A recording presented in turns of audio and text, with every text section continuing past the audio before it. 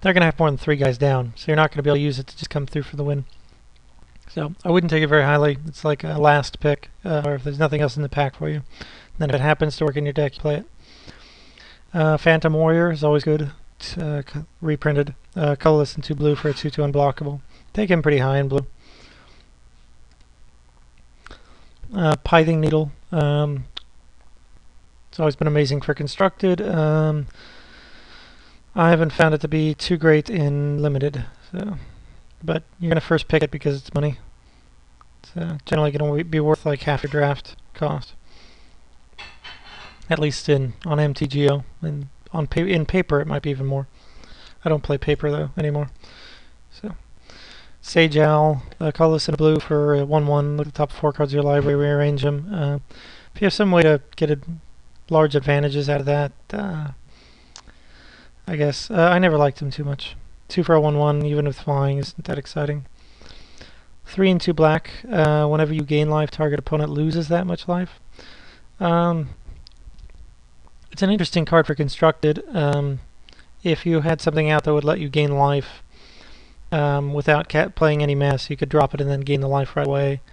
So, you know, not just kind of miss the tempo. It's alright. It's an interesting card. It's a fairly cool card. I don't know if 5 is maybe too much mana for it. And limited, I certainly wouldn't play it unless, I don't know what else.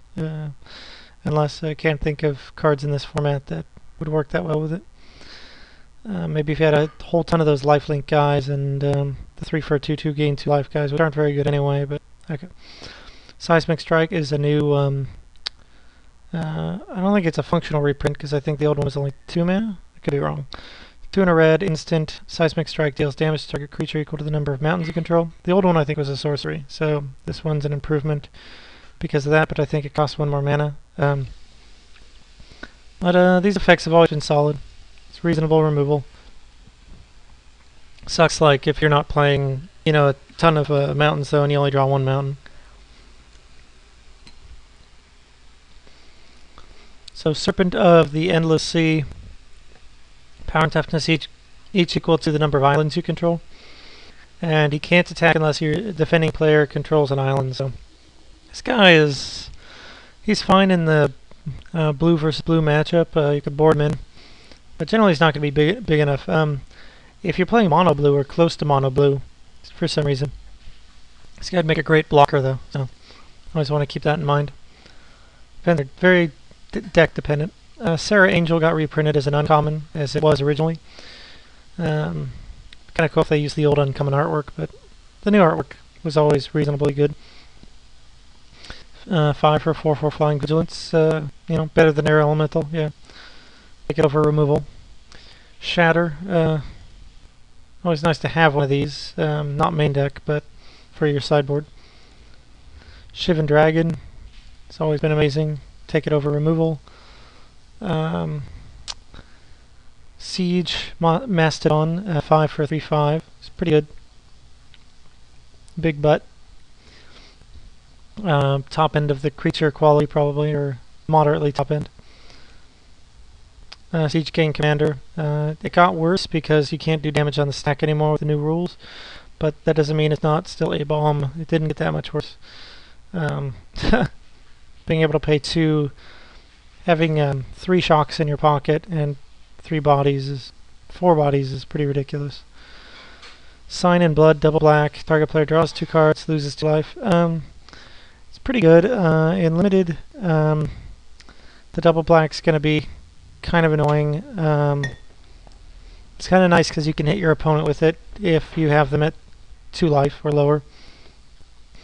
But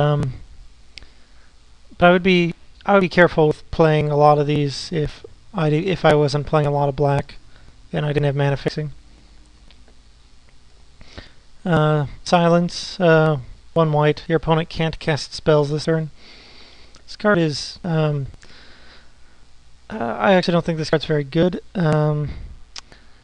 It's certainly an interesting ability. It may find homes later on in constructed. Limited, it's I think just terrible. Something like Turbo Fog or something. I don't know. But then they could still attack, so I don't Get it on like an Isochron Scepter. Gives you another Auron's Chant to put under Scepter. Sure. Cool card, but pretty narrow. Silvercoat Lion, white Grizzly Bear. White, colorless and a white for a 2/2 cat. Cool artwork.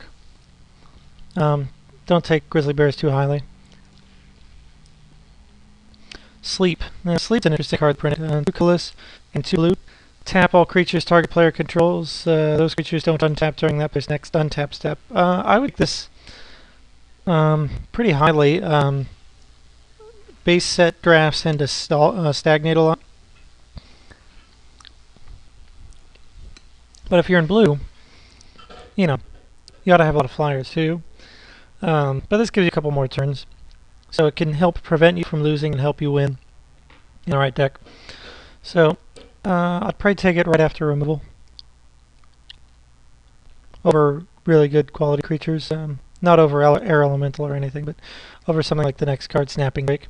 4 for 3/2 flying. I would take him really highly. Alright, so the last card we were talking about was Snapping Drake. It's always been really good in limited. Evasion's really important. Solemn Offering is a variation on Disenchant. 2 colorless and a white sorcery. Destroy target artifact or enchantment, gain 4 life. You know, you could probably play one main deck. So, wouldn't take it super high, but Soul Bleed is horrible. It's toilet paper. It's 2 colorless and a black for enchant creature. At the beginning of the upkeep of the enchanted creature's control, the player loses 1 life. Yeah, it's really bad. Great artwork. Amazing artwork. It should be on a really cool rare, but yeah, the card's terrible. Soul Warden's always been okay. Marginal card. That got reprinted. Spark Mage Apprentice is pretty darn good. Colorless and red for a 1/1. Comes into play, does 1 damage to a creature or player. So if they have their pinger out and active, you can kill it with the Apprentice. You know, it's a reasonably good card. Mid-range pick. Spellbook. Horrible. Never play that in limited. For some fun decks, it's always okay. Sphinx Ambassador is a new mythic rare. It's 5 and 2 blue for a 5/5 flying. When it deals combat damage to a player, search that player's library for a card. If you search for, and then they name a card. If they name the card you went and got, then you can't play it. If you search for a creature card and they didn't name it, then you can put it into play. Then they shuffle their library.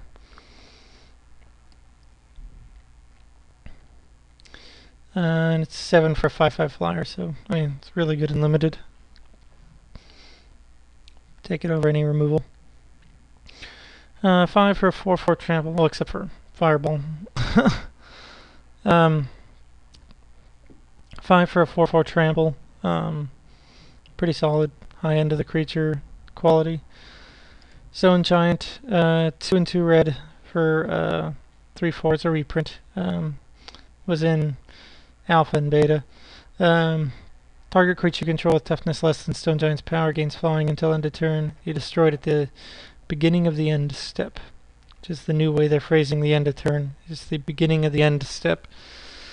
Instead of like during the end step. Okay.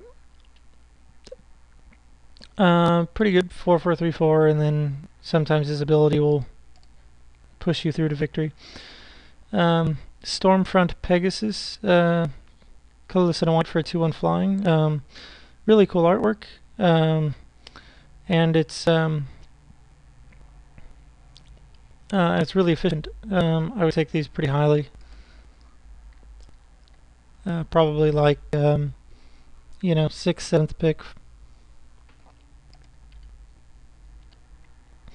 or even higher. Really good card.